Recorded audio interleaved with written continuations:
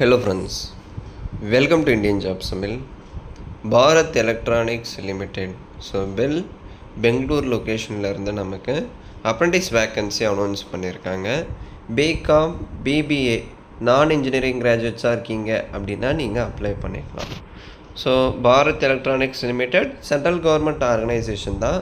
ரொம்பவே ஒரு சூப்பரான கம்பெனி, கண்டிப்பாக ட்ரை பண்ணுங்கள். ஒன்ஸ் அப்ரெண்டிஸ் முடிச்சிங்க அப்படின்னா உங்களுக்கு சென்ட்ரல் கவர்மெண்ட் சைட்லேருந்து எக்ஸ்பீரியன்ஸ் சர்டிஃபிகேட் தருவாங்க. ஓகேங்களா, அதாவது 1 இயர் நீங்கள் அப்ரெண்டிஸ் முடித்ததுக்கான போர்ட் சர்டிஃபிகேட் வந்து ப்ரொவைட் பண்ணுவாங்க.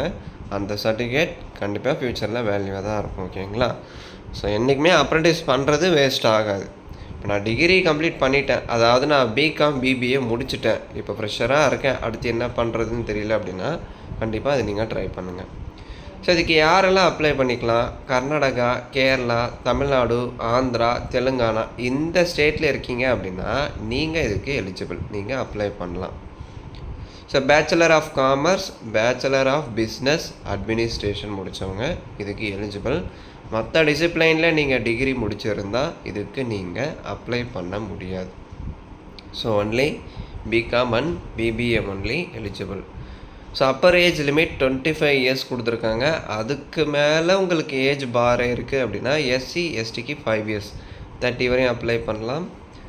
அதே மாதிரி ஓபிசி கேண்டிடேட்டாக இருக்கீங்க அப்படின்னா 3 இயர்ஸ் 28 வரையும் நீங்கள் அப்ளை பண்ணலாம். ப்ளஸ் நீங்கள் டிசபிலிட்டி பர்சன் வித் டிசபிலிட்டியாக இருக்கீங்க அப்படின்னா 10 இயர்ஸ் 35 வரையும் அப்ளை பண்ணலாம். ஓகேங்களா, ஸோ மினிமம் கிராஜுவேஷனில் எவ்வளோ பர்சன்டேஜ் இருக்கணும் அப்படின்னா ஜென்ரல் ஓபிசி கேண்டிடேட்டாக இருந்தால் 60% அண்ட் அபோவ் இருந்தால் அப்ளை பண்ணலாம். இதுவே எஸ்சி எஸ்டி கேண்டிடேட்டாக இருக்கீங்க அப்படின்னா 40% இல்லை அதுக்கு மேலே இருந்தால் 40% அண்ட் அபோவ் இருந்தால் நீங்கள் இதுக்கு எலிஜிபிள். ஸோ யாரெல்லாம் இதுக்கு எலிஜிபிள் இல்லை, இன்எலிஜிபிள் அப்படின்னா candidate who is undergoing completed resigned from optional trade, அதாவது ஆல்ரெடி அப்ரெண்டிஸ் முடித்தவங்க, இப்போ ஏதாவது ஒரு ஆர்கனைசேஷனில் அப்ரெண்டிஸ் பண்ணிகிட்ருக்கிறவங்க, 1 இயருக்கு மேலே ஜாப் எக்ஸ்பீரியன்ஸ் இருக்கிறவங்க, இவங்கெல்லாம் வந்து எலிஜிபிள் இல்லை. எந்த ஒரு ஜாப் எக்ஸ்பீரியன்ஸும் இல்லாமல் இப்போ தான் பிபிஏ பிகாம் வந்து முடிச்சிருக்கேன், ஃப்ரெஷராக இருக்கேன் அப்படின்றவங்க மட்டும்தான் இதுக்கு அப்ளை பண்ண முடியும். சரிங்களா, ஸோ செலெக்ஷன் ப்ராசஸ் எப்படி இருக்கும்? Purely on merit basis, marks secured in the written test. உங்களுக்கு ஒரு ரிட்டன் டெஸ்ட் மாதிரி வந்து செலெக்ஷனில் கண்டக்ட் பண்ணலாம். ஓகேங்களா, ஷார்ட் லிஸ்டட் இன்டிமேஷன் இமெயில் ஐடிக்கு நாங்கள் சென்ட் பண்ணுவோம் அப்படின்னு சொல்லிட்டாங்க. ஸோ அதை தாண்டி உங்களுக்கு மந்த்லி ஸ்டைஃபண்ட் 12,500 இருக்கும்.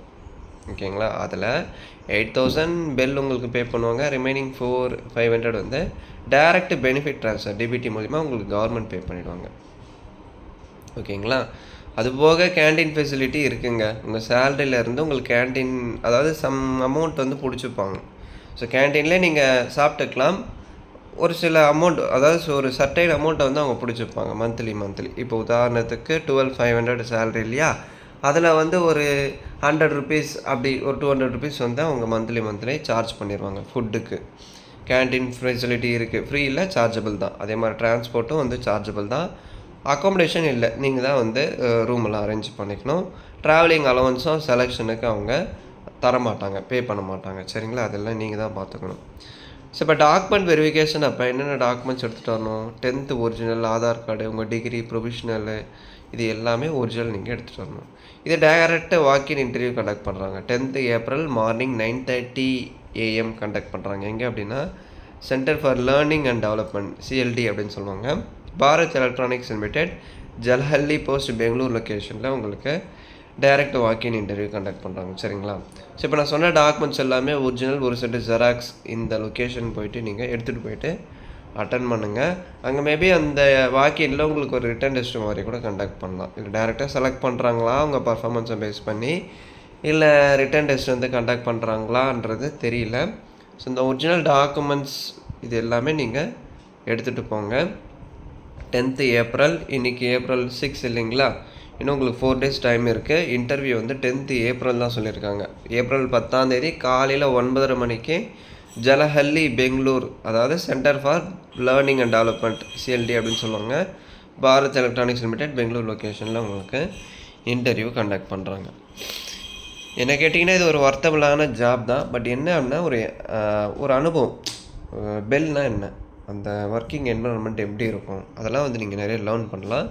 நல்ல ஆப்பர்ச்சுனிட்டி யூஸ் பண்ணிக்கோங்க. ஒரு ட்ராபேக் பிகாம், பிபிஏ முடித்தவங்க மட்டும்தான் அப்ளை பண்ண முடியும். வேறு யாரும் இதுக்கு எலிஜிபிள் இல்லை. அதுவும் ஃப்ரெஷராக இருக்கிறவங்க தான் இதுக்கு எலிஜிபிள். ஓகேங்களா? ஸோ எந்த இயரில் பிகாம், பிபிஏ முடித்தவங்க இதுக்கு அப்ளை பண்ணலாம் அப்படின்னா இயர் வந்து மென்ஷன் பண்ணல. ஓகேங்களா? நீங்கள் வந்து ஃப்ரெஷராக இருக்கணும். இதுவரையும் அப்ரெண்டிஸ் வந்து பண்ணியிருக்கக்கூடாது. எந்த ஒரு ஆர்கனைசேஷனில் பண்ணியிருக்கக்கூடாது. இப்போ அப்ரெண்டிஸ் பண்ணுறவங்களும் எலிஜிபிள் கிடையாது அப்படின்னு சொல்லிட்டாங்க. ஜாப் எக்ஸ்பீரியன்ஸ் இல்லாமல் அப்ரெண்டிஸ் பண்ணாமல் ஃப்ரெஷராக இருக்கிறவங்க யார் வேணாலும் அப்ளை பண்ணலாம். பட் அவங்க பிகாம், பிபிஏ வந்து முடிச்சிருக்கணும் அப்படின்னு சொல்கிறாங்க. சரியா? ஸோ இதை தாண்டி உங்களுக்கு ஏதாச்சும் டவுட் இருந்தால் கமெண்ட் செக்ஷனில் கேளுங்க. தேங்க்ஸ்.